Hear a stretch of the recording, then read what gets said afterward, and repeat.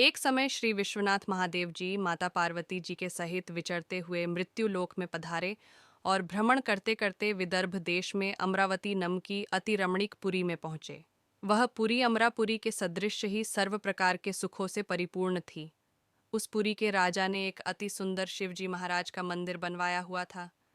उसी मणिदर में श्री महादेव जी अपनी धर्मपत्नी श्री पार्वती जी के साथ निवास करने लगे। एक समय पार्वती जी ने अपने पति को प्रसन्नचित देखकर मन बहलाने की इच्छा से उनसे चौसर खेलने का आग्रह किया। श्री महादेव जी ने अपनी प्राण प्यारी की बात मानकर चौसर खेलना प्रारंभ किया। उसी समय उस मंदिर का पूजा के निमित्त मंदिर में आया और श्री पार्वती जी ने उस पुजारी ब्राह्मण से प्रश्न किया कि इस चौसर की बाजी में किसकी जीत होगी। भाग्यवश ब्राह्मण बिना विचारे ही बोल उठा कि श्री महादेव जी की जीत होगी। परंतु हुआ इसके विरुद्ध और थोड़ी देर में बाजी समाप्त होने पर श्री पार्वती जी की जीत गई। इस पर पार्वती जी को ब्राह्मण के झूठ बोलने के कारण बहुत क्रोध आया और उसको श्राप देने के लिए तैयार हो गई। यद्यपि महादेव जी ने पार्वती जी को बहुत समझाया, परंतु उन्होंने कुछ भी ना मानकर ब्राह्मण को कोढ़ी होने का श्राप दे ही डाला।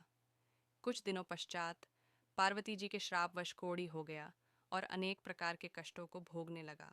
जब इस प्रकार उसको कष्ट भोगते हुए बहुत दिन हो गए तो एक दिन स्वर्ग की अप्सराएं श्री शिव जी की पूजा करने के लिए उस मंदिर में आई और पुजारी जी को सारे शरीर के कोढ़ से दुखी देखकर दयाभाव से पूछा। तो ब्राह्मण ने विनाश की वह श्री शिव जी और पार्वती जी के चौसर खेलने तथा पार्वती जी के श्राप देने की सब कथा उनको सुनाई। तब अप्सराएं यह सब कथा सुनकर कहने लगी कि हे ब्राह्मण, अब तुमको अधिक दुहक नहीं उठाना पड़ेगा। भगवान शंकर की कृपा से तुम्हारे सब दुहक दूर हो जाएंगे। तुम सब व्रतों में उत्तम व्रत षोडश सोमवार व्रत की विधि को अप्सराओं से पूछने लगा। अप्सराएं कहने लगी कि सोमवार को स्नान आदि से निवृत्त होकर अच्छे वस्त्र धारण करे।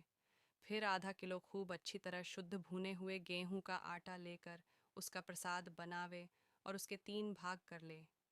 फिर चंदन, अक्षत, फूल, धूप, नैवेद्य, पुंगी फल, बेलपत्र, यज्ञोपवीत आदि द्वारा प्रदोष काल में भगवान शंकर का पूजन भक्ति और श्रद्धा से युक्त होकर करे।